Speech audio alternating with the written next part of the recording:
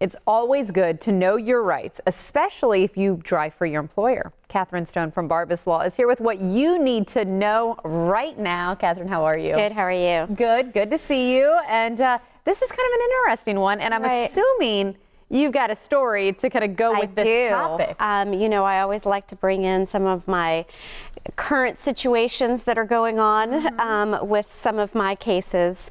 So I have a client who he was actually an independent contractor for an automobile dealer. Okay. And he was driving a vehicle to an auction for it to be sold.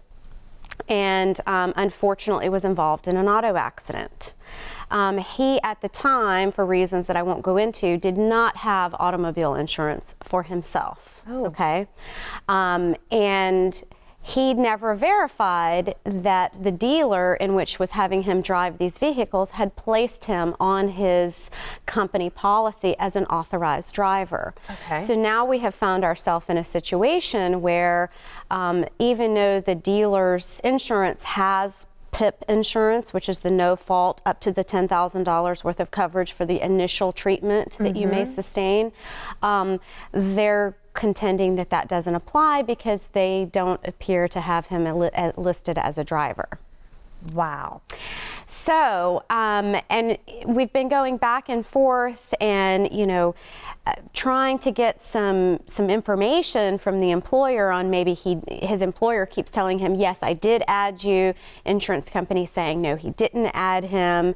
I would always just tell people, look, if you're going to be operating a vehicle for, you know, whether as an independent contractor or as an employer, there is nothing wrong, I believe, in asking that person, provide me proof or documentation that shows that I'm a covered driver on this vehicle. So you're saying that right up front, if you're going to be operating those vehicles, you need to verify that in writing, not just word of mouth. Especially if you don't have your own automobile insurance. Now, how does that work if you do have your own automotive insurance and then the employer also puts you? Where does your own automobile insurance will want to know that you're operating vehicles for business purposes. So that is something that you will have to relay to your own insurance company.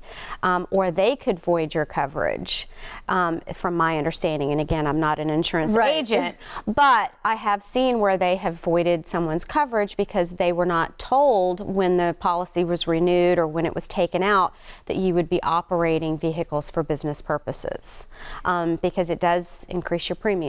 From what I understand. And so, again, it's about being upfront with your own insurance company, and it's also about asking the right questions from, again, if you're an independent contractor, in this case, this person was an independent contractor, making sure that if you're driving that vehicle and you don't have your own personal insurance, that you know you're covered in some form or fashion. I'll say that's a good question. I mean, how many times are you in a job interview and they always ask if you have any follow-up questions? If you're operating a vehicle, now we're helping you with interviews because you can always ask that up front, right? Well, I mean, I think it's a smart question to ask with regards to operating vehicles, and especially if you're going to be out on the road. And this person transports vehicles all over the Tampa Bay area to and from different auction houses.